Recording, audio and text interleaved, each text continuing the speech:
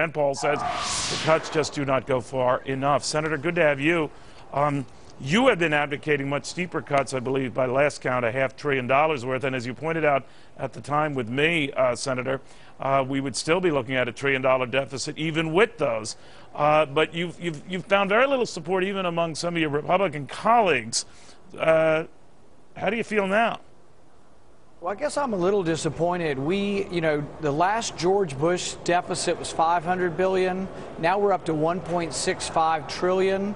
And now the Republican alternative, this short-term spending, would be the equivalent of a $1.5 trillion debt or deficit for the year. So they're really statistically about the same, and I don't think either one of them avoids the fiscal nightmare or the fiscal problems that we're going to have and accumulates too much debt. We've got to be much bolder.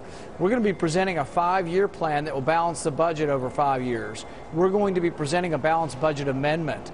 I think the American people want a plan. They want us to be for something distinctly different than the Democrats who are just wanting to add debt. I don't think they want incremental change. They want something that really would be substantial and significant change. But, Senator, aren't you running into more headwinds with fellow Republicans? Well, it's a little bit of both, and I think the Republicans want to do the right thing, but I think we have to be more bold. I think basically the president has abdicated leadership on this issue.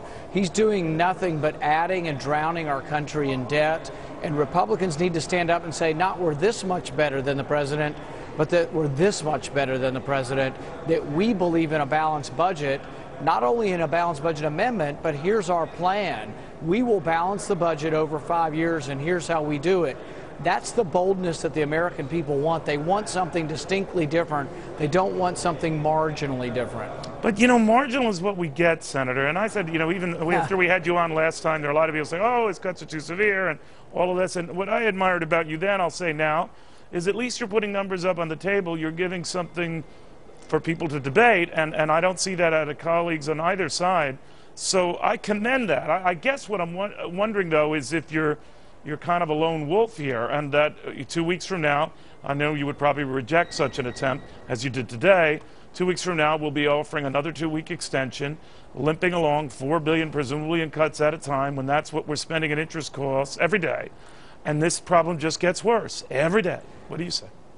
My fear is that if we do these incremental changes and we don't dramatically reform the government process, the budgetary process, that both sides, Republican and Democrat, lead us towards a fiscal crisis. I think we could face something like what happened to Greece, what is facing Japan, and what is facing most of the civilized world now is that we're way overspent, and it's going to take dramatic changes. It's going to take bold leadership, and I don't think we're seeing that, and we're going to try to inject into the debate and see if we can influence the debate in saying we have to balance our budget. Here's how we do it. We have to have a plan, not a 10-year plan or a 60-year plan. It has to be within the terms of someone's office. Someone has to step up and take responsibility for this debt.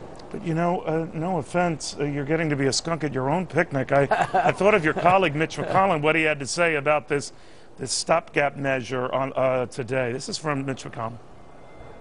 It is the first time I can recall in the time that I've been here, our actually cutting spending on an appropriation bill.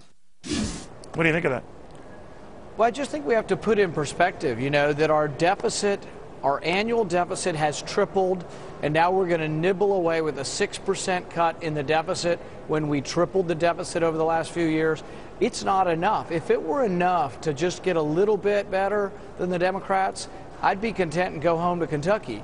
What my fear is that when you add $1.5 trillion, and that's our alternative, that it's not enough and that we will still face a debt crisis in our country if we keep accumulating trillions of dollars of debt every year. We have to have a plan. We have to have a plan that balances a budget. Tell the American people we're different than the Democrats. Not this much different, but we're dramatically different. Otherwise, they're going to lose faith in us. The Tea Party said to me, balance the budget. They didn't say to me, come up here and add a little bit less than the Democrats are doing. So let me ask you, have you lost faith in the system? I've asked a lot of wide-eyed, optimistic, very gung-ho Tea Parties who made their way to Washington in the great rampage last November. Once getting there, Are you frustrated by the process, the system, the way things are done? Well, I guess I recognize coming into this that you don't always get what you want, and you don't get it immediately either.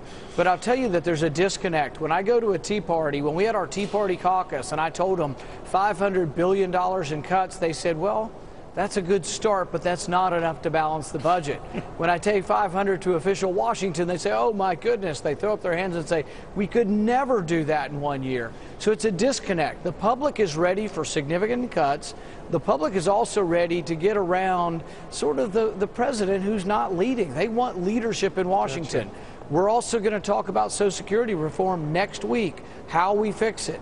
We're going to talk about what would have to be done to the age, whether we have to means test the expenditures from Social Security.